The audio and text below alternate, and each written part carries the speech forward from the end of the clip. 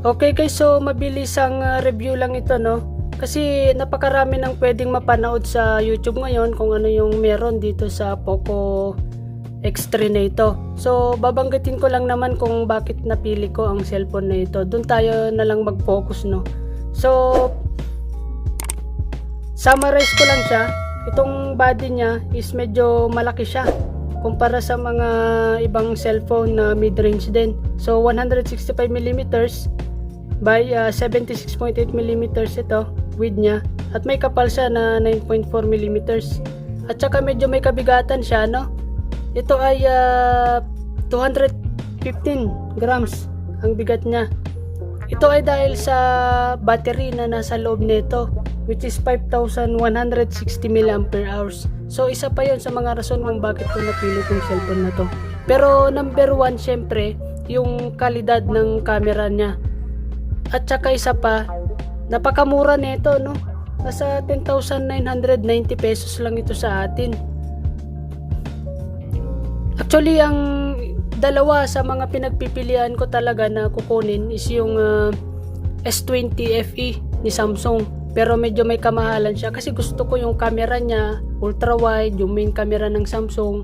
Alam naman natin, pati yung display niya, no? At saka yung processor kasi niya, Snapdragon 865, whereas itong Poco meron lang tayo ditong Snapdragon 732G. Medyo mas mababa lang siya, although acceptable na din yun kung video processing lang gagawin natin. Siyempre vlogger tayo, ang gusto lang natin naman talaga is video editing sa camera, pagbablog, ganyan lang naman eh. Gamer, pwede namang mag games dito, no? Pang games kasi yung Snapdragon 732G. So, na-appreciate ko rin yung display nila, no? AMOLED ito, 120Hz din ang refresh rate nitong Poco na to. So, punta kayo dun sa settings, may kita nyo rito sa display, then refresh rate. Yan, so may kita nyo, ito yung itsura ng 120Hz. Hindi mo makikita yung parang nagbabuffer o parang medyo, ganyan siya, oh. Yan. Anyway, kung hindi nyo naman talaga kailangan yung 120Hz, nasanay tayo sa 60Hz na refresh rate, pwede nyo namang iselect ito. Kasi ang disadvantage ng 120Hz, yung baterya niya, kakainin yung baterya mo. So, back muna tayo. Yan. So, ang UI na ginagamit nitong tawag nila is MIUI 12, pero Android 10 din siya. So, nasanay kasi tayo kay Samsung yung One UI niya. So, sasanayin natin pag-aaralan natin muna to yung MIUI 12 niya. In terms of yung memory naman nito, no? 6GB yung RAM niya, then 128GB ROM. At saka expandable din yung memory natin. Pwede mong lagyan ito ng micro SD. Okay, so sa camera, yun naman talagang gusto natin. Yung main camera niya is 64 megapixel wide. Tapos yung ultra wide camera niya, meron siyang 13 megapixel. At saka yung dalawang macro na lenses, which is hindi naman talaga kailangan sa pagbablog yung mga macro, no? Hindi naman ako mahilig sa mga macro na picture. Yun yung imamagnify niya, o yung pang malapitan na picture, yun yung sinasabi na macro. So ang gusto ko lang talaga dito yung main camera niya, at saka yung ultra wide angle na camera niya. Magkakaroon tayo ng mga testing ng mga photos at saka videos later na lang sa mga part 2 or part 3 natin, no? So focus na lang tayo sa summary nitong cellphone. Sa sound quality naman niya, so meron dalawang speaker to, meron siya dito, meron din siya dito. So dual speaker siya, tsaka stereo rin yung quality ng sound niya. So mag-sample lang tayo ng sound, no? Punta tayo dun sa YouTube. Ayan, so may ads. Sabak muna natin yung ads. Hindi, wag natin i-skip tong ads kasi ads to ng video ko eh. Okay, so yan. So volume natin.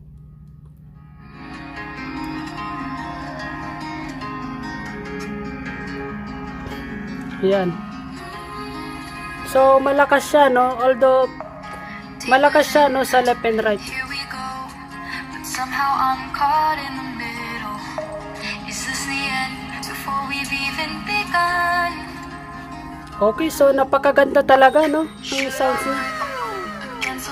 Para sa akin, mas maganda pa to kaysa sa gamit kong Samsung. Gamit ko kasi yung Samsung S9 Plus, no?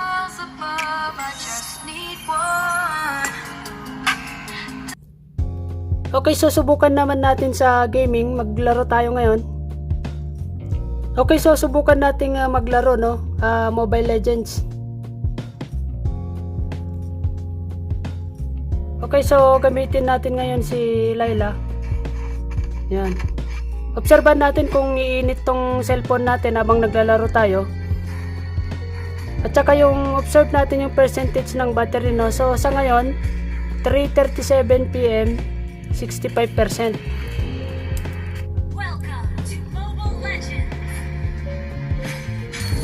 Yan. So mag-MVP tayo rito, no? So yan. Oh. Patay. Ayan, no? So patapos na to, no? MVP tayo rito. Ayan, so ang galing talaga natin, no? MVP tayo. So siguro nga mag-switch na tayo, no, ng niche natin, no? Siguro mag-mobile gamer na lang tayo, no? Malaki daw kitaan sa mobile vlogging, eh. Ayan, no, MVP. Ang galing ko talaga, no? So 2% lang yung nawala, no, sa baterya natin. Isang game ng Mobile Legends. Pero yung settings natin, naka-full yung audio natin. At saka yung ano natin, display, no? Nasa, ewan ko kung anong percent yan. Wala kasing percentage nakalagay dito, eh. Pero almost full naman siya. Yan, almost full yung display. So hindi pa natin sanay yung MIUI, no? So pag-aralan pa natin yan. Isang bagay pa pala, no, kung ikukumpara natin itong cellphone na to sa Samsung Galaxy A51, sa presyo pa lang panalo na tong Poco. Ang Galaxy A51 ay nakakalaga ng 15,990. Ang Poco is 10,990. Sa dimension naman, halos pareho lang sila, pero sa bigat, mas mabigat lang ito ng konti. Sa display naman, halos pareho din sila. AMOLED display, pero pinagkaiba, itong Poco is 120Hz refresh rate, pero yung sa A51 hindi siya 120Hz. HDR10 na rin itong Poco. Ibig sabihin, ang quality ng mga video at picture na mapoproduce nyo gamit ang cellphone na to ay HDR. At napakaliwanag, 450 nits to 600 nits.